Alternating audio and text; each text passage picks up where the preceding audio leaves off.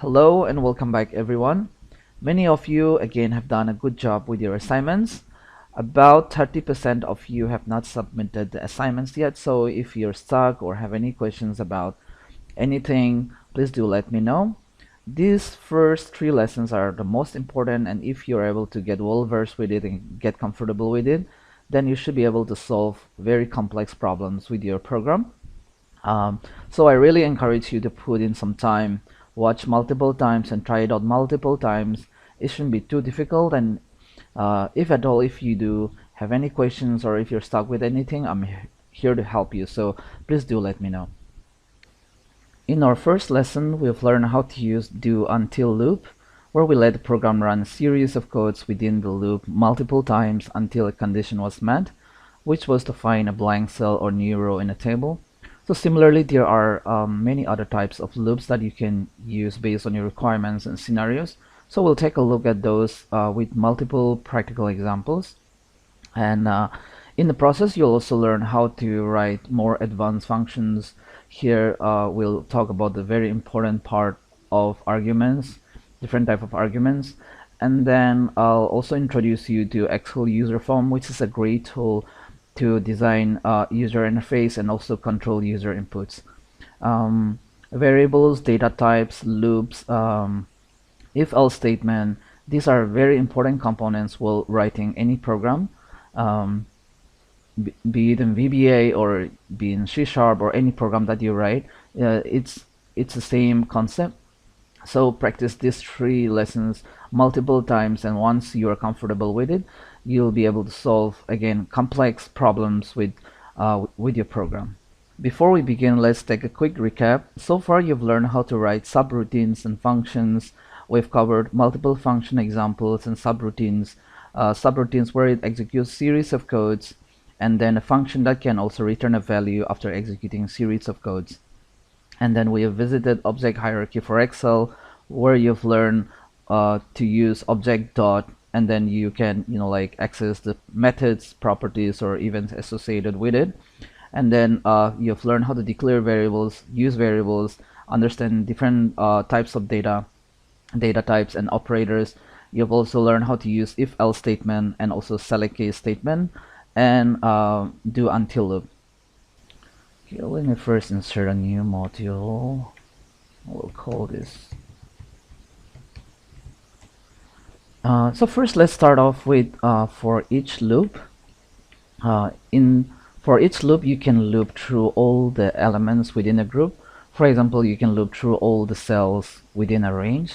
You can loop through all the sheets within a workbook.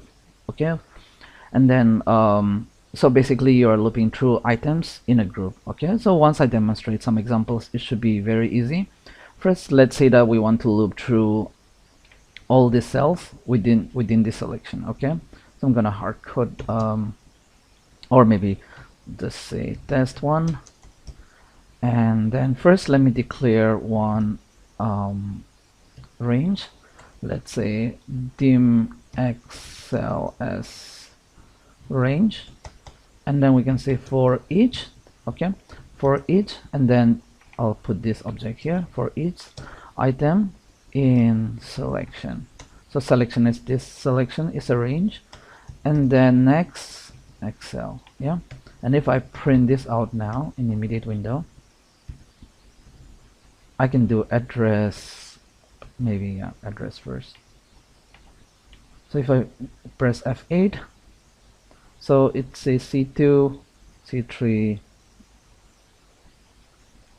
till 10, and then it exits. So it loops through each element, each item here in the selection, for example in this example.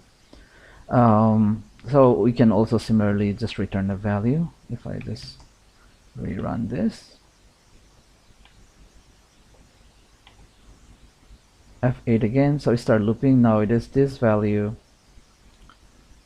So every code that you put within this for and next is going to be executed. Okay,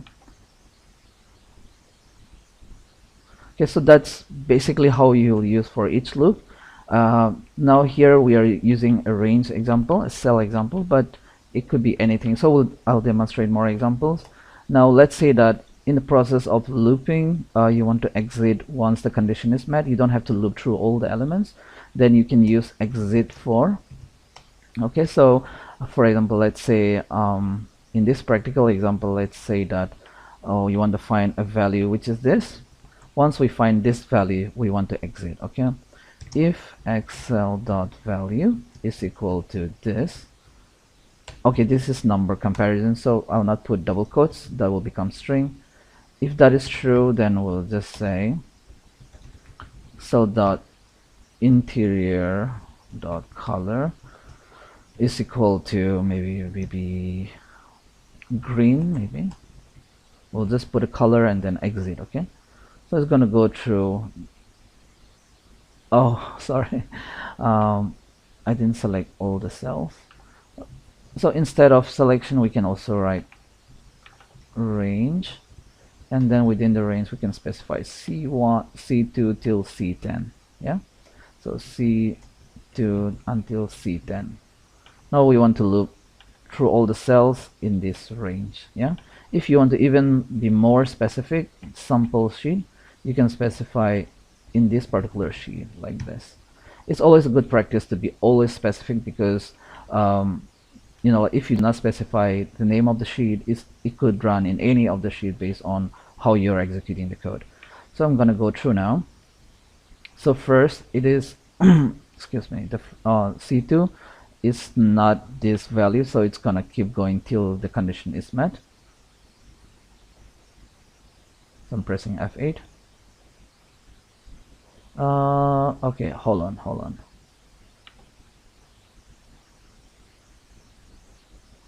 For a cell in, sorry, it was my bad, it's to be 6. Okay, and this one, I was thinking why it didn't run. Okay, let me run again. So it's gonna go through. Now this is condition is true, so it highlighted that value, and now it just kicks this off, right, as soon as the condition is true, and then it stopped looping. It did not go for this particular value again. So if you want to exit, you know, like in the process of loop, if you want to exit away from the loop, then you can use this particular syntax. Now let me show you more examples. Let's say that we want to convert all these values to text. Then we'll just say convert to text or string. It's the same thing. And then here we can say that this value is equal to xl. Within double quotes you can put a single quote, so anytime you want to make the number to string, you just need to put a single quote in front of it. Okay, that will convert the number to text. Okay, so here I'll just put a single quote and concatenate it with the existing value. Okay, first I'm putting a single quote and then whatever value while it was looping through. Now let's run it again. I'm gonna press F8, so you can see this is already converted. Okay, so that's how you can convert it to by looping through all the cells. Let's try a couple of more examples. These are small examples, but it will give you a good example of how you can use this for each loop. Let's say that you want to convert it back very quickly to number, then I'll just multiply this number by 1. So for example, if you do this manually into 1, okay, sorry, to number. Okay, I hope you saw that error. This was ambiguous name detected. That means there is 2 procedure subroutine with same name, so you'll have to change that. I'll just do it. Okay, and now if I run this code, it just changed back all this to number. Let's say that let's say you want to consolidate the data from multiple sheets by looping through all the sheets. I'll just demonstrate that. Let me open this dummy file. So here in the pivot table, let me select 1, 2, 5, and then I'm gonna create multiple tabs just for this purpose.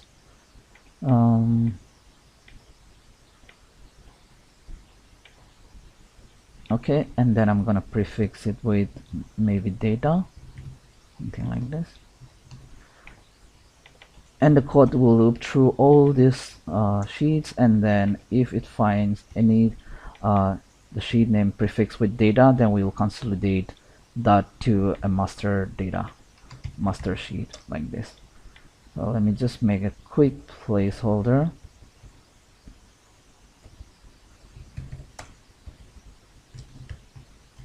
It's gonna be clients and then multiple quarters.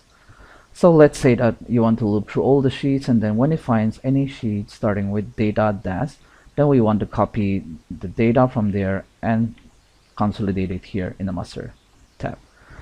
So you can utilize, for this kind of scenario, you can utilize this. Just gonna sub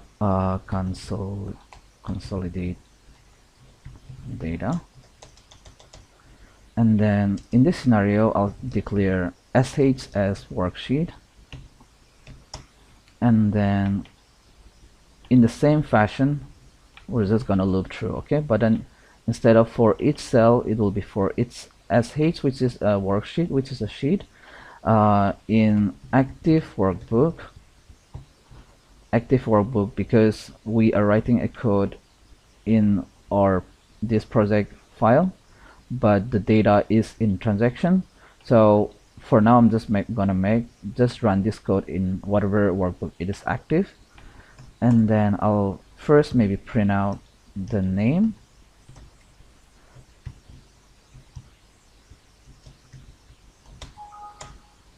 Oh, sorry, this would be worksheets, and then sh.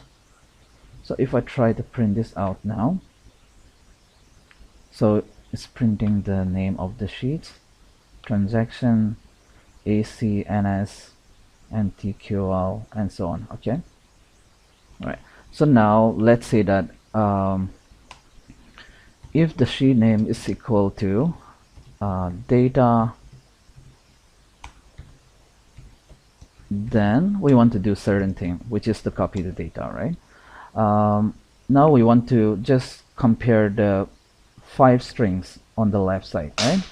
So I'm just gonna do it left, and then this 5. Now if I just test out this in immediate window here, I'm just gonna copy this.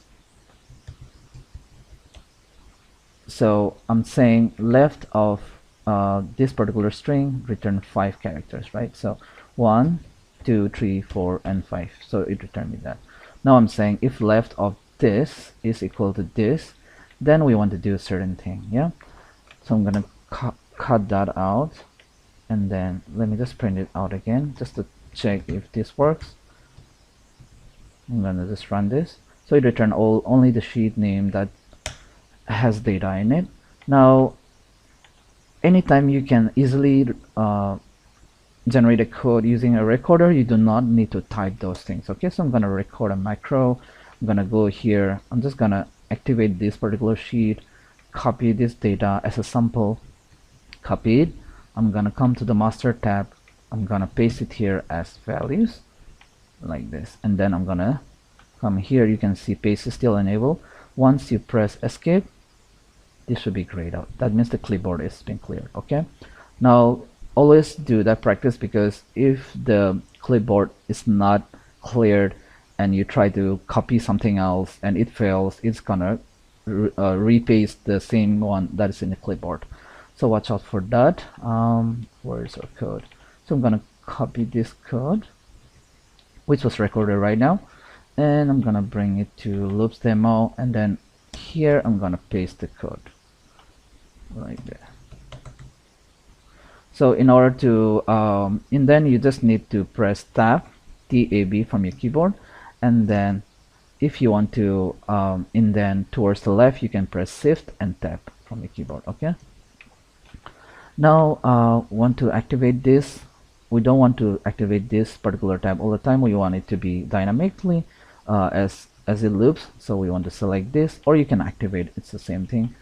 Now for the range, let me just leave it like that, and then we want to paste special values in A2, and then this part is irrelevant, so I'm just gonna get rid of it, delete, and this part clears the clipboard. Okay, now we already know how to make the range dynamic, so I'm gonna go and copy that.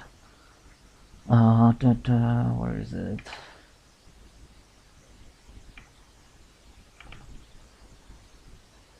This part. So dim, let's say last row as long. So we're saying last row is our variable name and it's gonna consist of a number data type, long data type. And how much of numbers that it can contain, you already have that summary table, so you refer to that.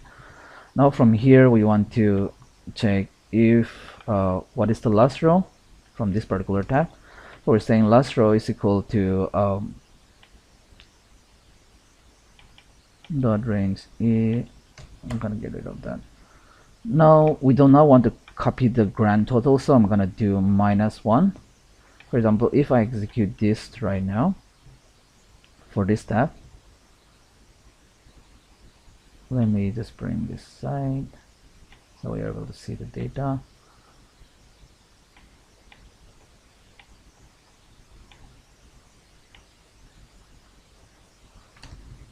So every time you put a question mark and execute a line of, like code or expression, it's going to return you a value. So it returns 12, right? Now, if I run this code, now it still copies a specific A7 to, E12.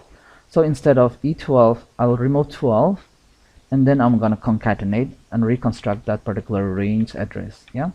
So this is our new address. Now this part is always going to be dynamic, the last row, based on how much data it has in that particular sheet. Now if I run this code, it will still paste in A2. So we need another variable which will always paste it to a new row. So I'm going to construct a new variable called new row, and then this new row will be based on the master sheet is equal to this, and then here I'm gonna, maybe it's already selected, so it doesn't matter, but I'm just gonna put master sheet there, and this is gonna be +1. So whatever is the last row that it finds, I'm gonna write it next. So this particular line, I want it to return +1 for that purpose. Now instead of A2, we want to write it to, instead of row number 2, I'm gonna do A, and then whatever is the new row it identifies. Okay, so let's consolidate the data by running this code.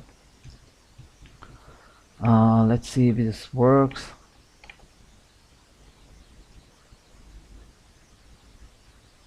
Yeah, so it'll select the sheet. It's gonna copy the data now, come to master tab. Now you can see new row is 2, so it's gonna paste in A2.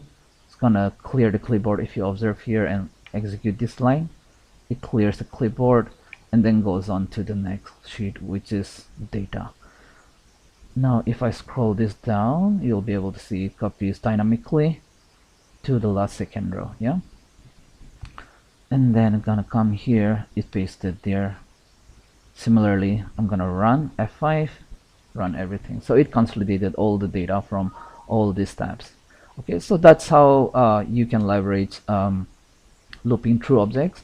For example, you can loop through the series of chart items or pivot field items. You can loop through, you can make certain things visible based on your criteria. There are so many things you can do. As we go ahead, we're going to explore more examples because loops will be used in almost all the programs. So we'll definitely come across this example again. If you want to loop through instead of sheets, this can be a workbook.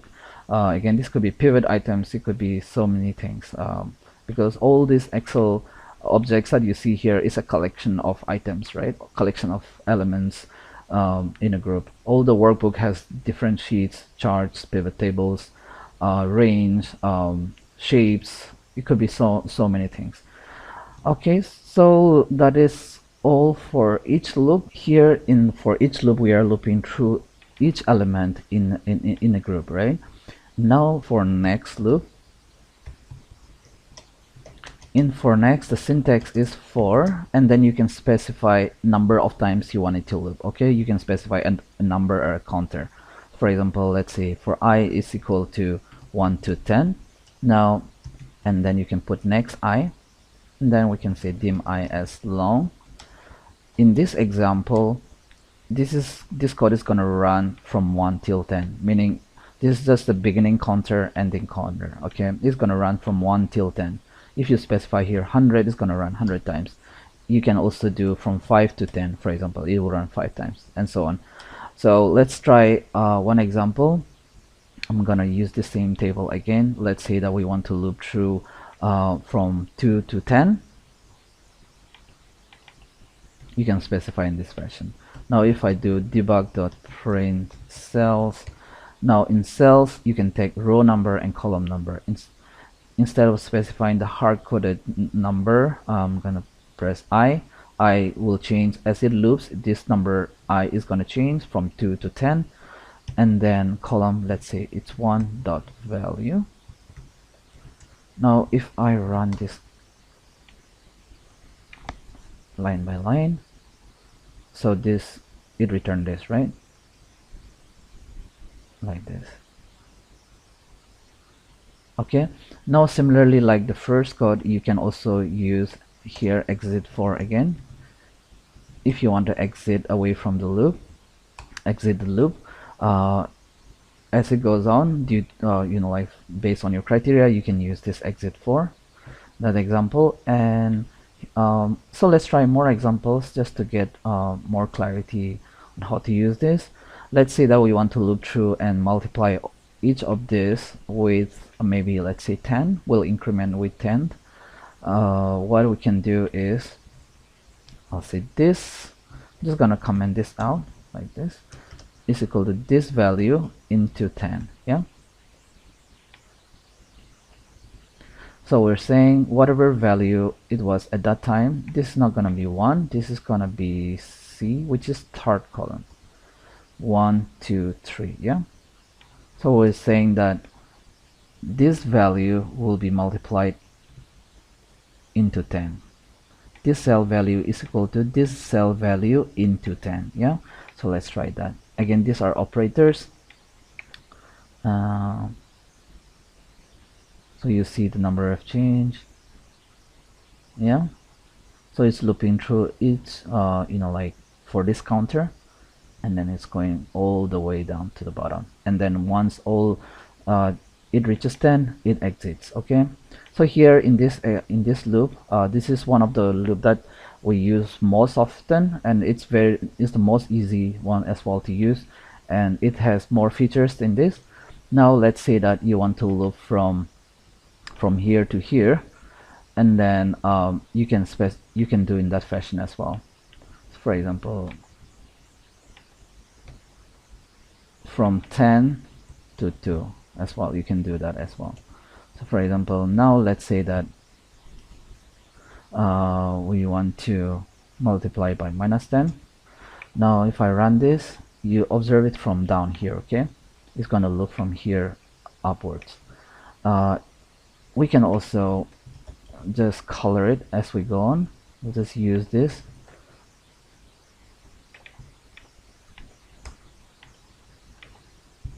So we can see. Okay, okay, sorry. So while we're looping backwards, I forgot to mention this. You can use step to increment or increment or decrement it.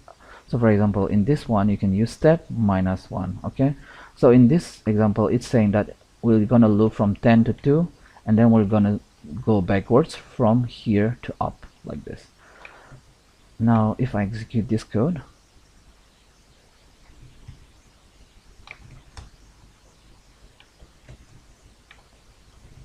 it print Amanda, which is at the bottom at the moment. And then if I run this code again, so it colored this, right?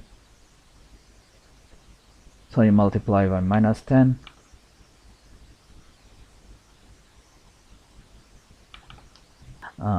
going back, so it multiply into -10, and then it converts it back to green, that cell. That way we can visualize where it's running. Okay, so that's how you can loop downwards and upwards. So let's say now that you want to color alternate rows like this. For example, let's say we want to put this color. The easiest way to identify the RGB for this is RGB red, green, and blue is just to go to more colors and see the from the custom tab here. So 242. I'm gonna come back here. This is the third example. Let's say we want to loop from 2 to 10, and then we have already done step -1. This could be step 1, step 3, increment it however you want it. So let's say we want to go from 2 to 10, but then we want to increment it 2 times. In this example, I'm gonna say cells dot resize. We'll just resize the address, 1 row, and then 1 2 3 4 columns. Dot interior dot color is RGB, the color that we just saw. 242, is it? 242, 242, 242, like this. Now if I run this, I'm expecting that it will color alternate rows in this table. I'm gonna run this. Okay. This should be 1. Sorry about that. Resize from the column 1. Yeah. Now if I just remove all the colors and rerun again. Okay, so it all alternate rows are colored now. Now you can also let's say you want to insert blank rows for in each of these tables. For each row in this table, we can also try that by using this same example here. It's gonna be for example for each. I mean for next loop. I keep saying for each. Now let's say that 1 to 2, and then here we can just get rid of this. Now we want to insert, right? So I'm going to say rows, and then we'll use I for that row, and then we can use insert. Now if you're for Excel, there are so many ways you can generate the syntax. So if you're not familiar with anything, it's just best not waste your time and record it. For example, let's say I want to insert a row. Insert it, stop the micro, just go and copy the syntax. So it's insert shift down. Yeah, that's the code. Now if I go back to loop, I can just put it here, but instead of hard coding this particular row, this will become I. This will be whatever is the counter at that point of time. So rows dot insert shift down. Okay, now if I remove this and run this code, now this is going -1, right? So let's see without changing the counter. Yeah, cool. So it inserted, maybe we'll change it to 3 because it inserted in the first one as well. Okay, so that's how you can loop downwards, backwards, and so on. And then if you want to just delete the blank rows, I hope this is not too many examples. If you're already familiar, you can maybe skip a little bit forward.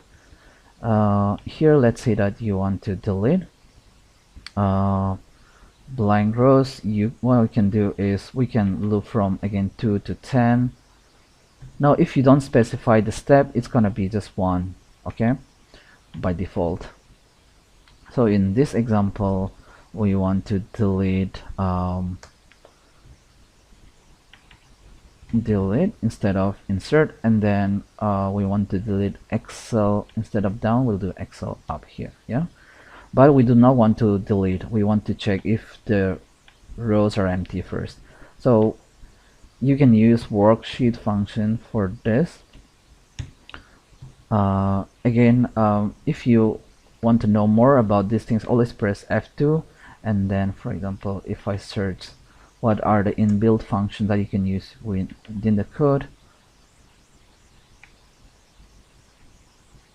and these are all the members of worksheet function. You can see here count A should be there.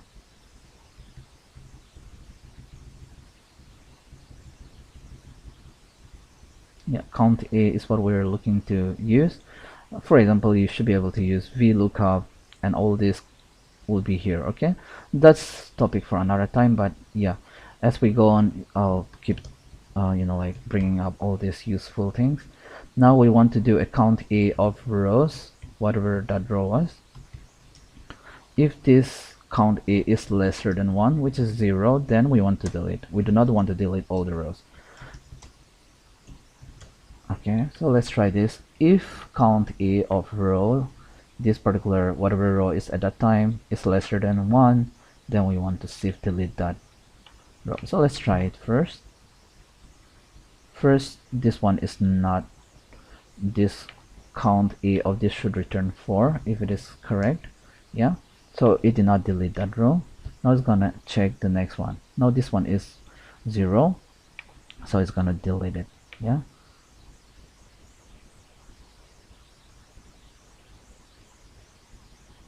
okay.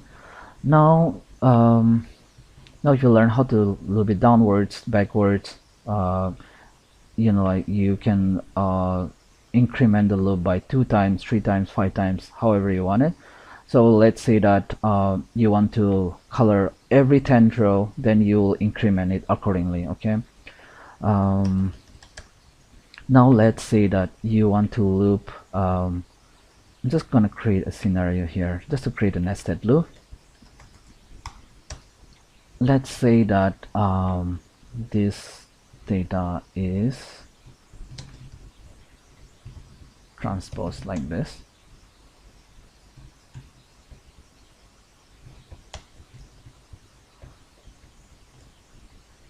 And our job here, let's say, is to find the intersection point. Let's say that you want to, let's say these are employees, and then these are the name of the employees, these are the dates, let's say from Jan till December, whatever it is. And then your job, your code is to find and update X against the or maybe present or absent based on your inputs.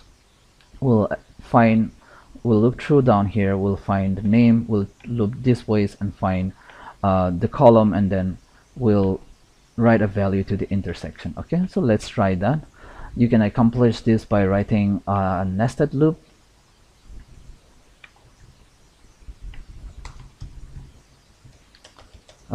So we already have this constructed. Let's call this C.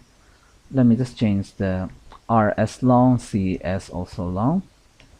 This to represent the row, this to represent the column, and then I'll just change this to C. Now C will be from 2 to 10, and then let's say that we want to loop for, this is for R, sorry. This for R. For C, we want to loop from 2 till 10.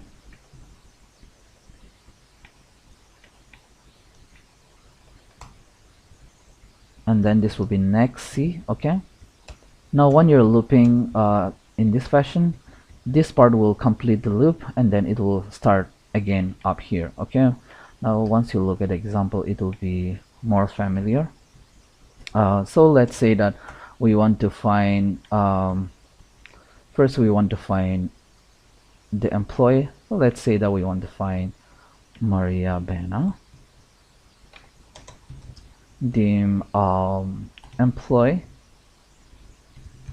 name as string, that is gonna be a text, so I'll say string.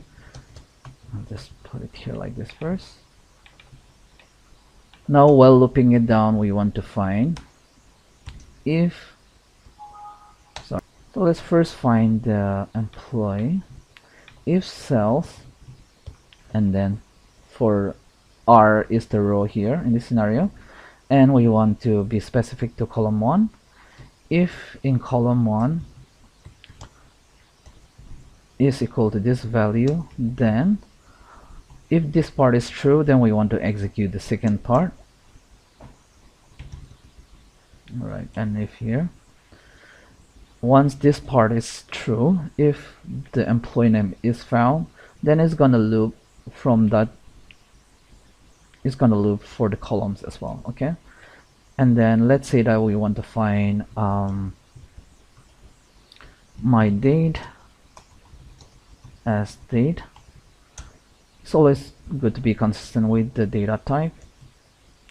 and then let's say my date is, let's say we want to update it for this date. Yeah, now when you like put a variable, the date has to be in this format. Okay, in string it's like this. For numbers you can just type in the number, but for dates you have to put in this fashion. Okay, so I'm gonna loop from 2 till 10, and then if, again similarly here like this one, if now we're looping from like column wise like this. Yeah, so the row is going to be same, the row is going to be 1, but the column is going to change. C is going to take care of the dynamic column here.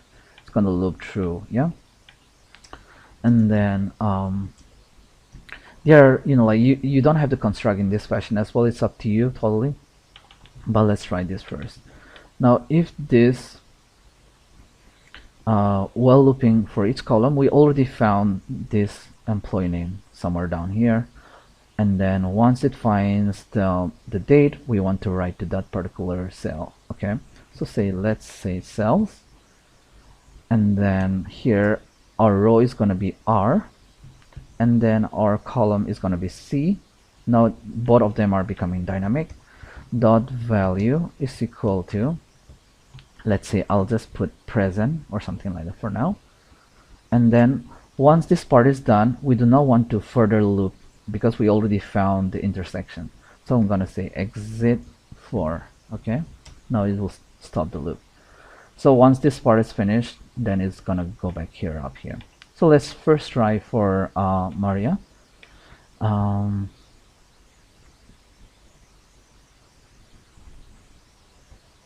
So it found, now this part is Maria. Sorry. Yeah, that's why it went down here and it started looking for the date. Okay,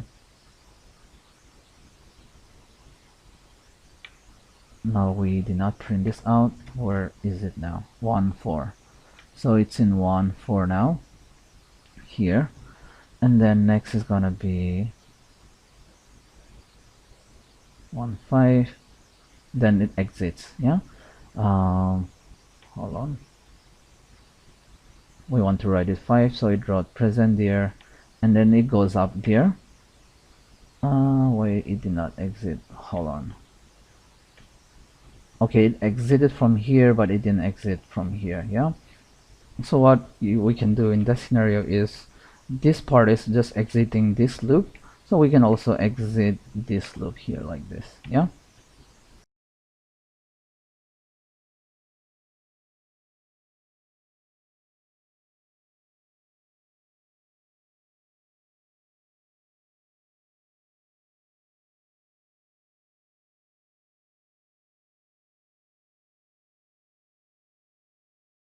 now let's move on to the next loop.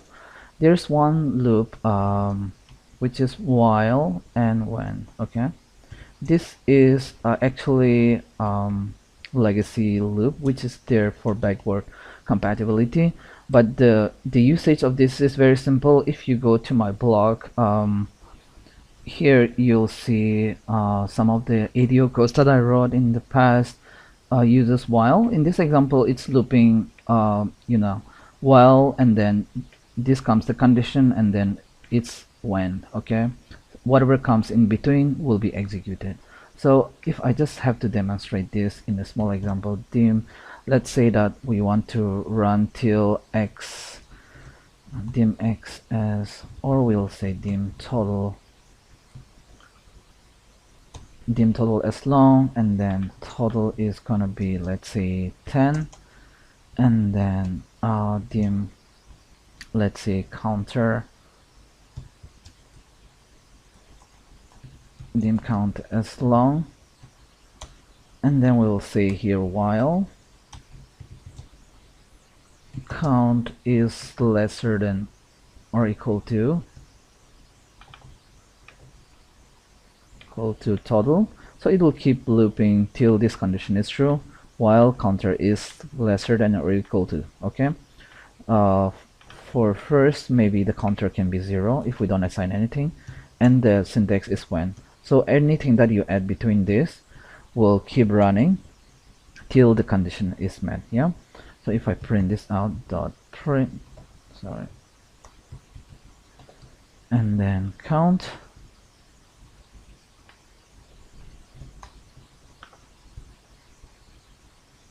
oh sorry, we have to increment this, otherwise it will loop forever.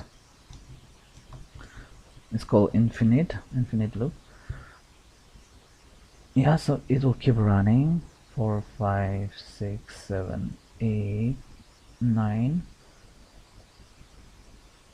Now it become 10, so the next time it should exit away. Yeah, because the condition is true. Okay, so this is how you can use excuse me, you can use this while when loop. If you see someone has written a code, especially for example the one that I show you now, then you'll come to know, okay, this is also a loop that exists in the past. You can even use it now, it's totally valid. Okay, but you can easily use more advanced. Here you cannot, there is no exit, though you can use like go to, which is not for the loop though, but this is old loop. Now there is again, we've already used do until, so let's quickly take a look at that one again. In our first lesson we've learned how to use do until loop, which is here. Yeah, so do until, and then do until this condition is met. If it is blank, then it loops. Yeah, it will keep looping till the time our condition is true. So similarly, I'm just gonna copy this to our loop.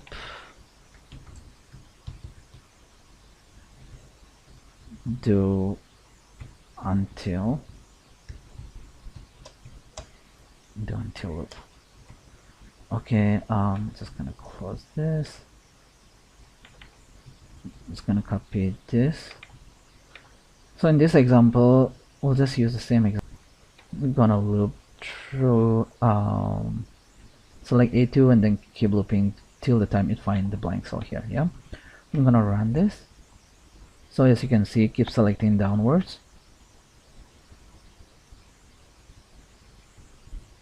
Yeah, so as soon as it found this, it exits up. I mean, it exits from the loop. Now the same code you can also loop, write it differently. I mean, there are two ways to do this, and I'll tell you the reason as well. You can write this as well in this fashion, do and then like this. Okay, now the difference here is that irrespective of the condition met or not, it will execute at least one time here. Okay, so let's say that now it is already blank, but then it's okay, let's say that this is not selected and it's already here. Yeah, it ran one time at least. Yeah, in this scenario, in the up scenario here, if this cell is blank, then this part is not gonna run. It directly, if the condition is true, it will stop running. So if you look here, it didn't run even a single time. So that's the difference here. So you can, when the scenario comes up, you can use this. Now let's try do while loop. So while loop, just call this while loop, and then in this, whatever comes between while and loop will run. Okay, like similarly like we did earlier, while and then loop, and then here you put in the condition. So let's say while x, I think we can just reuse this.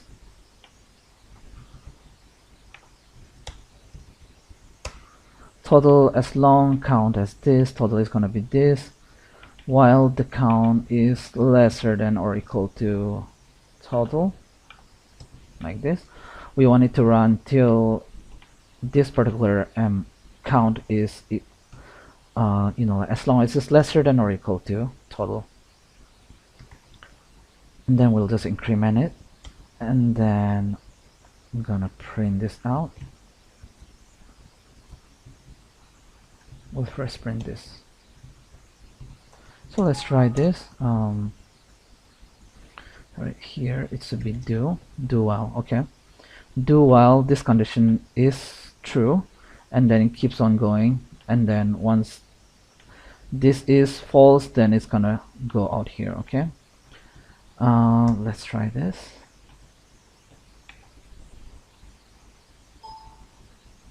Oh, sorry, this is gonna be print.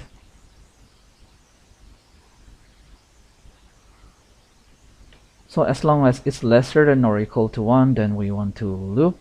So whatever code that you put in here, all these examples, some of them I'm just showing you the counter, but basically this here is where all your codes are gonna go through. Once you look at more examples, then it will become more easy. 9, and now it's 10, still runs because it's equal to 10, and the next time it will exit loop. Okay, and then here you can also do exit, do like this. If you want to exit in 4, we use exit 4. Here you can use exit 2. Okay, so this is how you can use this loop. I'll show you a couple of practical examples. Now let's switch this like we did for do until. You can also do, and then you can again do in this fashion. Yeah, like this. Do, and then it's gonna run at least one time, and then here once the condition is like based on your condition, is gonna exit the loop. So in this, it's gonna run again till the time it's lesser than or equal to this. So if I go here, it's gonna execute. This is because of exit do, sorry. I'm gonna run this. So run 10 times.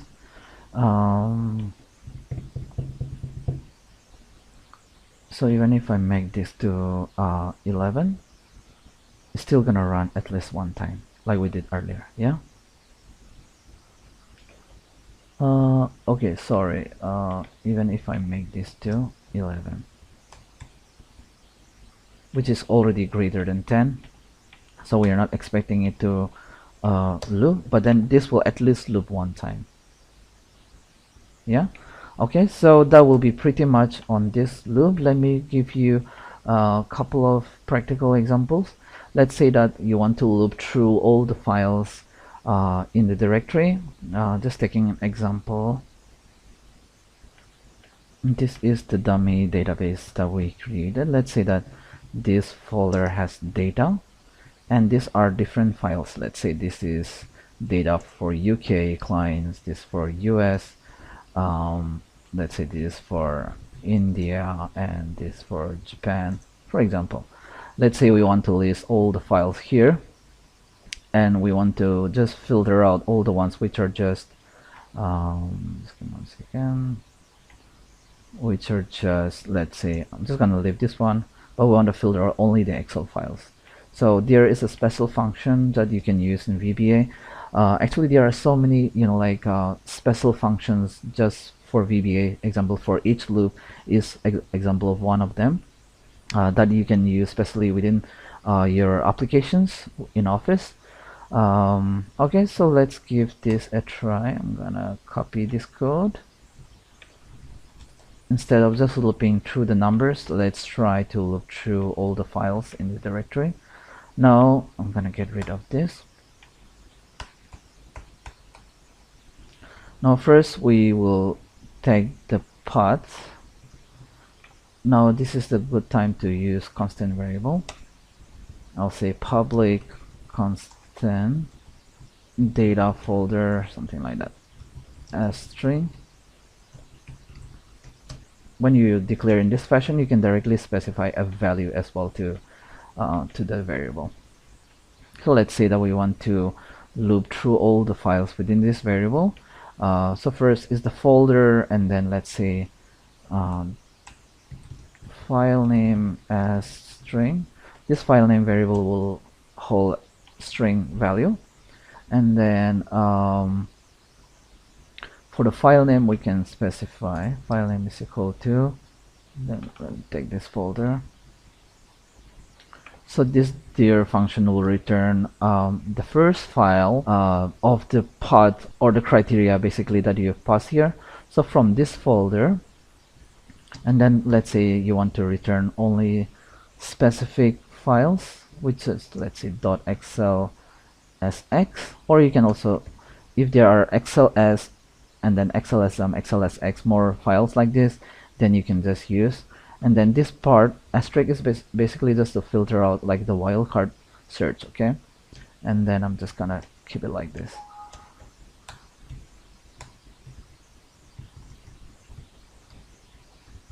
Just gonna change the name there, and now this file name here is gonna return the first file name of this particular criteria. This dir function is gonna do that for us.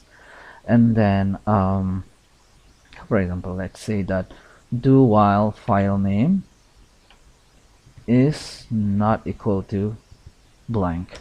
Okay, so we want to keep looping until this file name returns blank. Okay, now let's print here the file name, and then we want to again call this refresh this variable to the directory. Now every time you come in here, it's gonna remember the file it already returned earlier, and then it's gonna show you the next file. Okay, so if I just show you this example, now the folder you remember is the folder, this folder that we put in a constant variable. So this is the file, next file, so you can see here, right? Okay, so now let's say that you want to return the full path.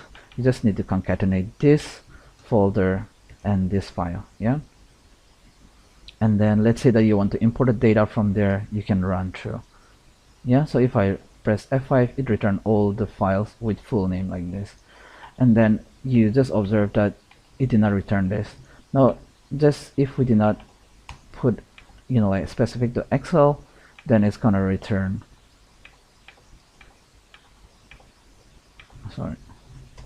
return all the files like this, including the text file here. Yeah, so that is example, you know, like practical example of using while. Now let's say that you want to consolidate data from all these files like we did for all the sheets. Then you can, you know, like loop through this. This is where you're gonna open the file,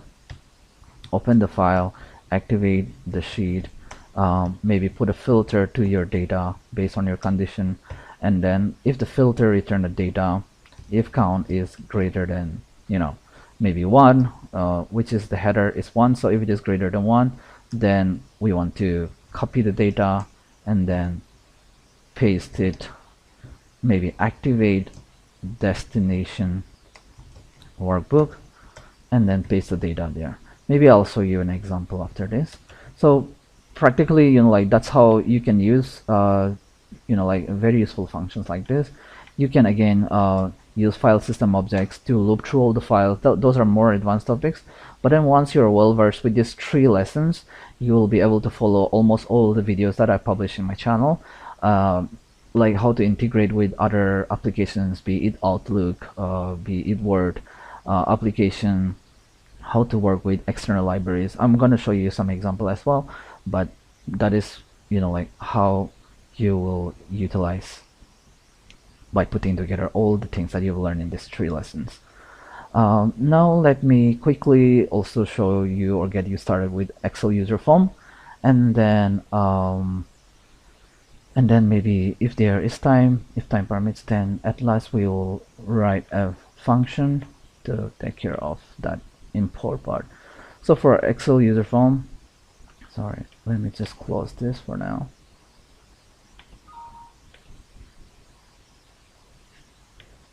Okay, so for Excel user form, you can go to insert and then click on user form. So the form will look like this, maybe not exactly the same, but pretty much this. I'm gonna bring this back here for this.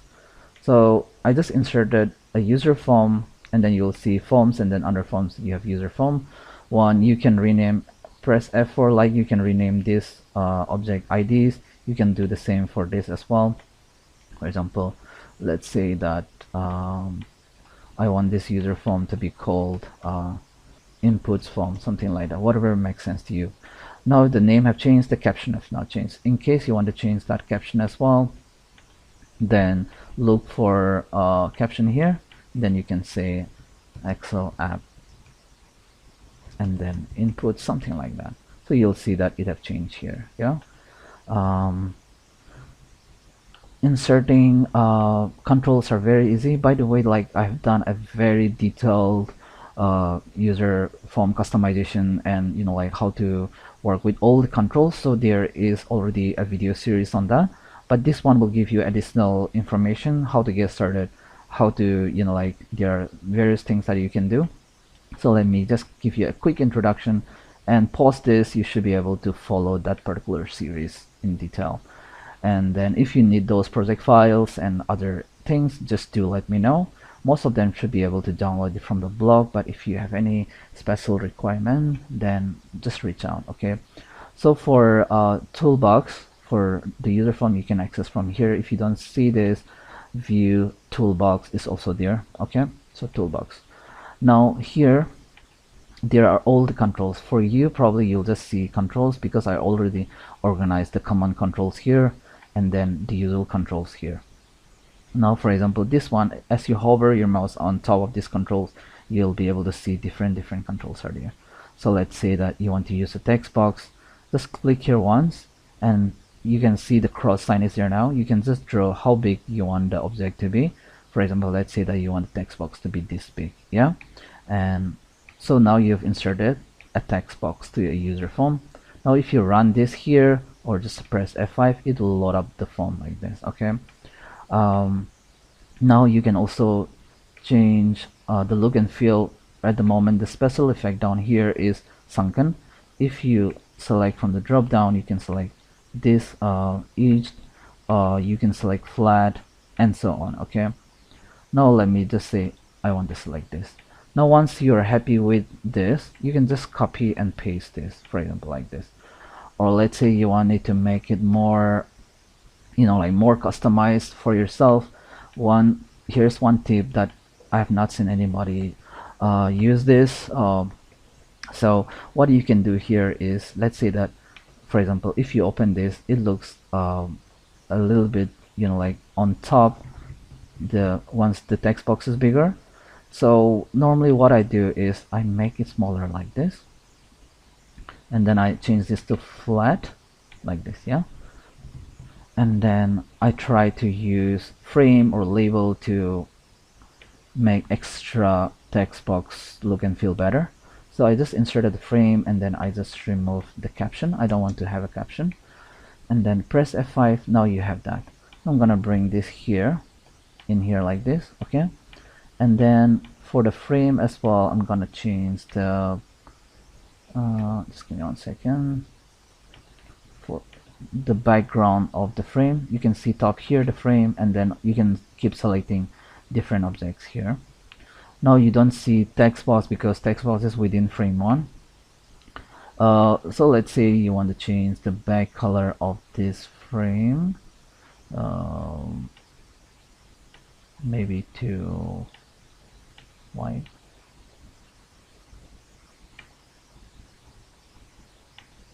This is supposed to be this, not the border color. Anyways, so I normally do it in this fashion. So now the text are coming in the middle and your text box can be bigger as well. Now let's say that you create a custom, you custom design this for yourself and you want to reuse it next time, you can add this here. Okay, maybe if you have a more customization you want, then you can add a new tab as well, and maybe let's call this custom. It's really not custom, but then you have designed by putting together this. So you can just drag it here and leave it here like that. Okay, now anytime you want to use this, you can just drag it here and then you can use that. Now this is your text box that you customized. Similarly, you can make a copy of this, drag in this fashion. Yeah, now you can align as well. There are tools to do that. This is for user form, this one.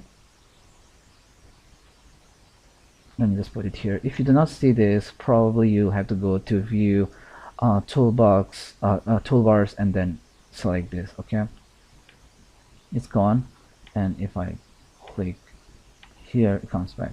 Now you can use this to align left, maybe something like this. No, that's better. Now let's say we want to replicate this form. For this example, need 3 text box and then 1 combo box. Probably that should be it.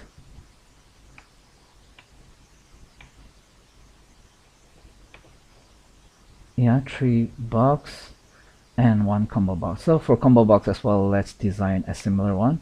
I'm gonna copy, oh sorry, Control Z. I'm gonna select the frame, make a copy of that. I just did Control C, Control V, and then I'm gonna, once you click inside the frame, you'll see text box 4 is selected. Now I'm gonna select this and then I'm gonna press delete. Now let's bring in combo box. Now if you just add a combo box here, also it's totally fine.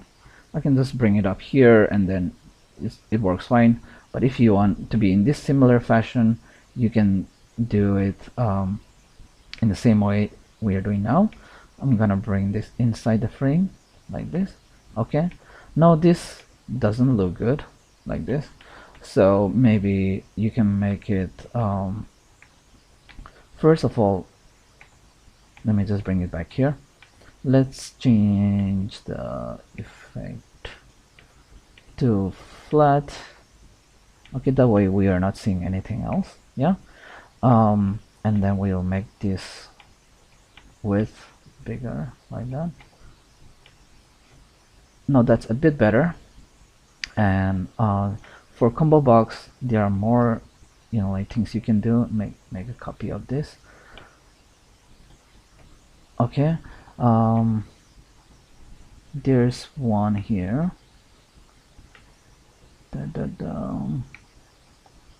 This always show drop down button. You can, by default, it's always, maybe you can set it to focus, so only when it's focused then this comes up. Okay, so maybe for this scenario we'll just use that. It looks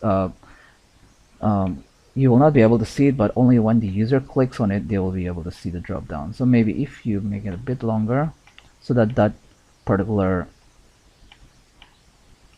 is not seen, yeah, so that is still visible a bit. It's totally up to you. It makes sense to be there as well, but if you want it to be more customized for your needs, then you can use that. Now you can't see anything, but once we add objects, you should be able to see. Okay, now let me just try to add something. Going back to user form from here. So basically what I did, I just double click to go back, or you can use Shift F7 to bring back to design mode, F7 to go to the code. Okay, from here, initialize. This event is gonna fire. This event is gonna run as soon as the user form is loaded. So maybe here I'll just say dim I as long, or I is gonna be long, and then for I is equal to 1 to 10, and then maybe next. Now the way to refer to these controls will be me refers to this user form, right? Or you can also type in the name if you want, inputs form dot and then combo box and all this. But the ideal way to do is combo box dot add item, and then here you specify something. So let's say sample, and then we'll just concatenate it with I. So it's gonna loop 10 times and add 10 items to the combo box too. Okay, I'm gonna run this, and as you click here you'll see the list is there now. Yeah, so I'm gonna bring this inside the frame now. I'm gonna reserve some space for that. It's totally up to you if you want them to see. Okay,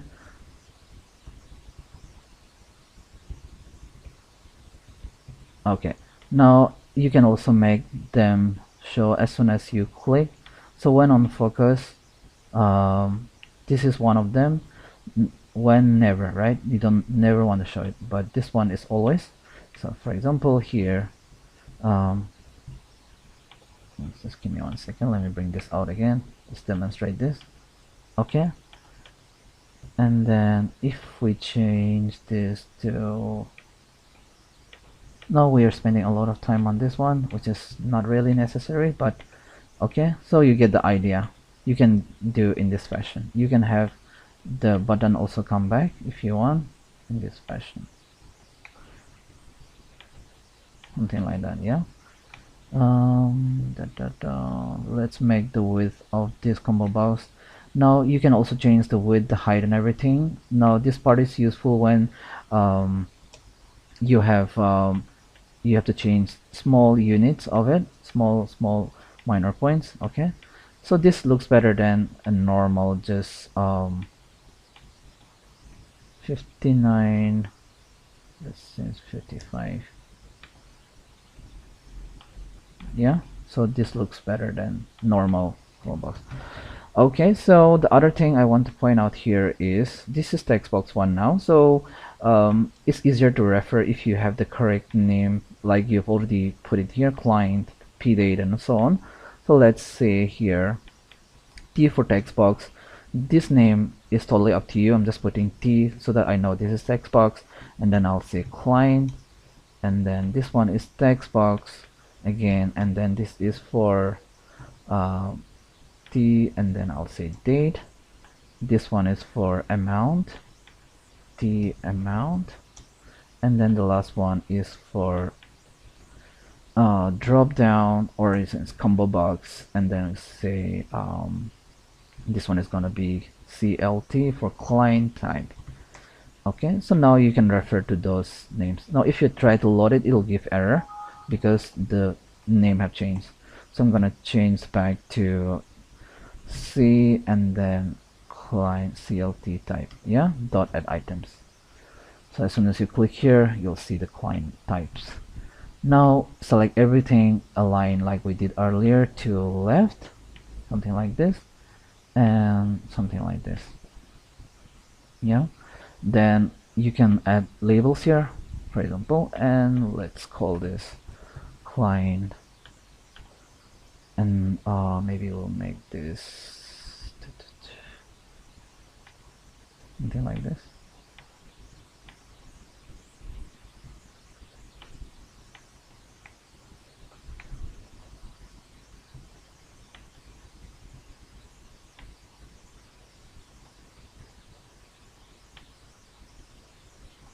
I'm just doing a copy paste. So the second one is gonna be date, amount, and client type. It looks a bit better, and then you can align it to left like this. Okay, so just fill in anything. Now lots more of customization can be done. Now you can see shortcuts as you place your cursor on certain thing. For example, here group, ungroup, send back is Control K, send to front is Control J. Okay, you can do that. If these controls are on top of each other, you can direct the direction using that. Now let's say that we like this combo box, we can also drag this here, so we can use this combo box next time. And then the last thing we need here is the button to submit. Now for the button, again, after watching this video, you can also start watching the UI UX or user form series. Let's say we want to call this submit.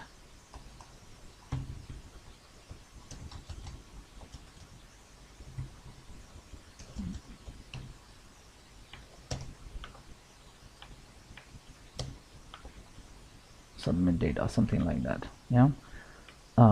Now I just put extra space there because this button is quite big, and then the font is going to be just around this area, so I just put space there. Okay, so we are good now. Also, in order to refer to this, you can just say we can reuse the same code that we did here. Now let's say that we want to use this code from the button here as well, or you can call, let's say that we want to convert this to a function. What you can do is I'm gonna copy this code, insert a new module, and paste it there. I'm gonna convert this to a function. I'll just call this function and then add data. Add data to this tab.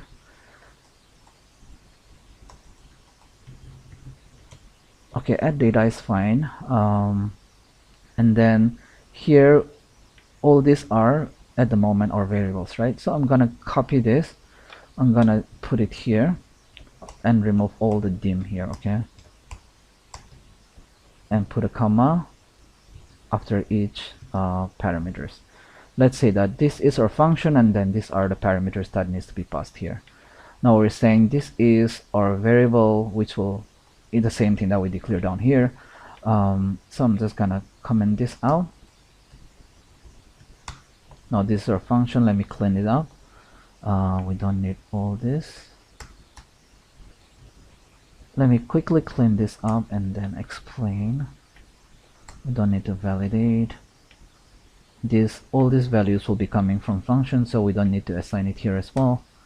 Now instead of external workbook, let me just change this to current workbook data sheet. And then with this, we want to write a value to a new blank new row, and then this values will be coming from this function. And then I'm just gonna get rid of this. Don't want to close the workbook because we just changed that. Okay, so now let me explain.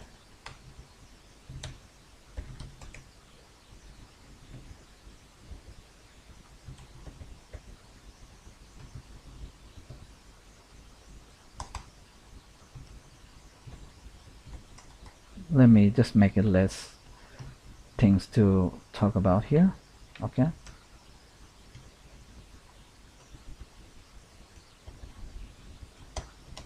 Okay, so now we have written a function, and then this function is gonna take 4 arguments, which is vClient, date, amount, and client type. All of these are mandatory arguments that needs to be passed. If you want any arguments to be optional, you can just put in the word optional in the beginning like this. Okay. Now, even if you when you call this code, let's say this is a VLOOKUP, right? Excuse me.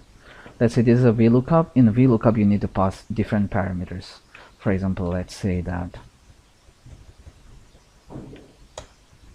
it's Rebecca, and then we want to do a VLOOKUP of the amount. We can do VLOOKUP. When you pass in VLOOKUP, and hit tab, you see all these are parameters that you need to pass.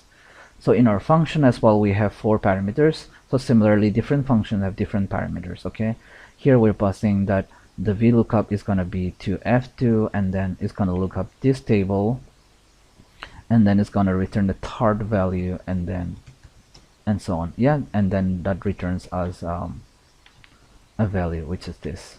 So similarly, this function here will return a value which we're going to add. Now we can also specify what is it going to return. Let's say we want to return as boolean. Okay, this function will just return true or false. If it is able to add the data, it's going to return true. If it is not, it's going to return false. So for that to return, we'll say equal to true here. Okay, so let's say that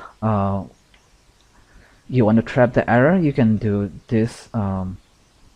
You can use this syntax. You can say on error, if it errors, go to, and then you can specify a location where you want to go to, and then you can specify the location. This location you can put it here first. For example, error handler location, and then you end it with this semicolon. Okay, and then we don't want to run through this, so I'm just gonna put exit function here. So as soon as it reaches here, let's say everything works fine, it goes here. Once it reaches here, it's gonna exit function here. Now if for any reason if it errors, let's say the sheet name was specified wrong, or instead of the date the parameters pass was wrong, and so on. So for that we can track this error and then we can have it go down here. So for example, I'll say add data is equal to false. Okay, so if it errors, then we can say it did not add it successfully. Okay, so this line is while running this code. At any point of time, if there is any error, just go to this, just directly exit to this area, and then once it comes here, maybe you can also show a message box of something like that, and then we can say error dot description, and then something like this, error dot number, and then we can say VB critical, and then we'll say in the header, in the title, you can put in your app name or whatever, like unexpected,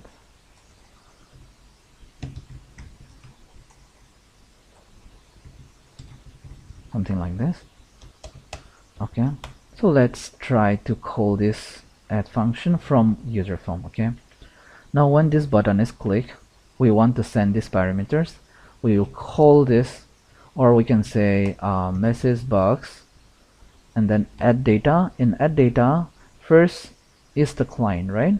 So you can just say Control J. I'll say me refers to this again, or you can directly refer to the controls, and then T client, right? First is our T client dot value. Okay, so we're saying that this value, for we're calling this function, and then we're passing these parameters. So first is gonna be our client, and then me dot T date, it's gonna be the date dot value, and then me dot T amount dot value, and then client type. Yeah, so me dot combo box client type dot value. Okay, now this message box will return true or false based on this function execution. Okay, so let's first try this. Let's say this is PAMI, and then let's say, and then amount is this, and client type will just select sample and click submit. It says true. Okay, so if I go back here, close this, go back to this data, you'll see this data has been submitted here. Okay, so let's try one more example. Let's say Peter, and then let's say 8 to 2020, and then amount is something like this, and then we'll select sample 7, so you can see it's added here and return true.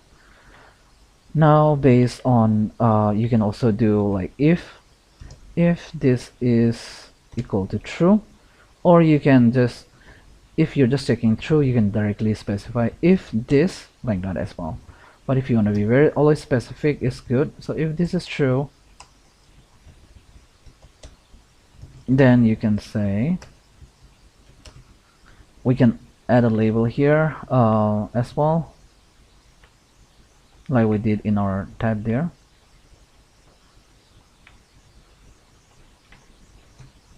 Let's say this is for, this label is called message, L message.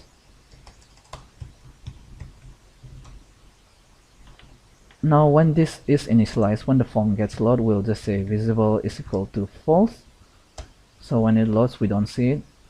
And when we submit it, if this is submitted successfully, we'll say this dot caption is equal to, and then I'll just copy this.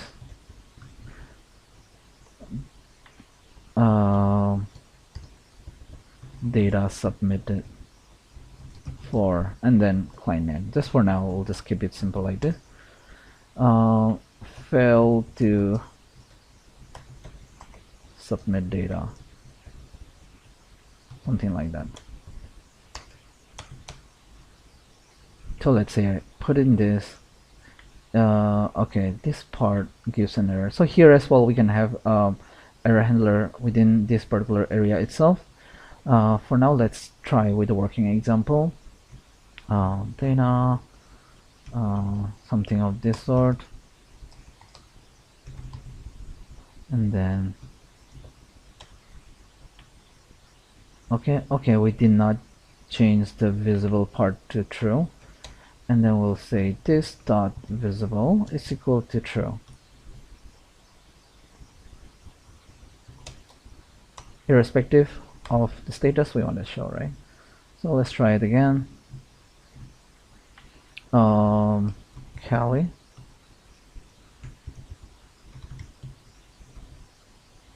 and let's say this.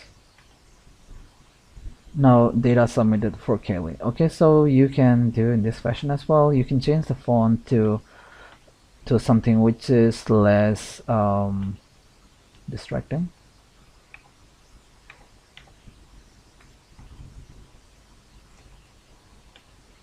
Okay,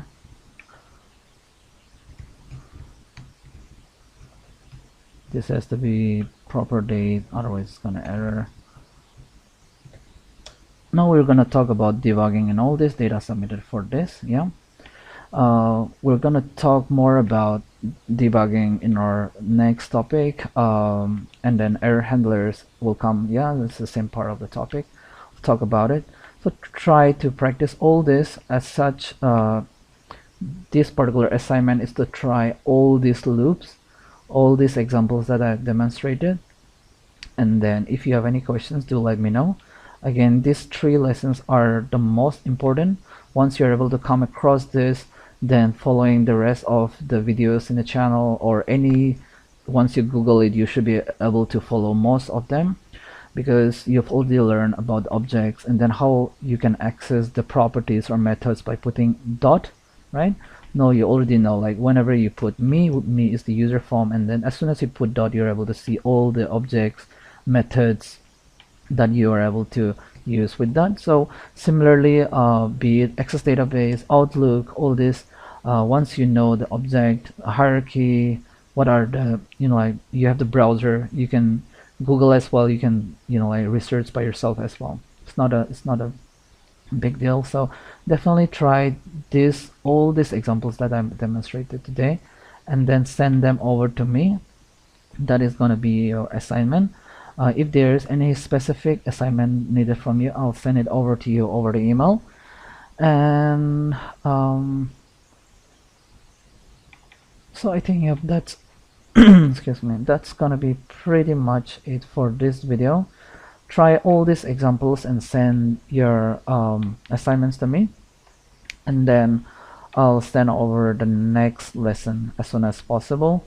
Again, try like not just this lesson, but all these like loops, if condition, or select case statement, variables, data types.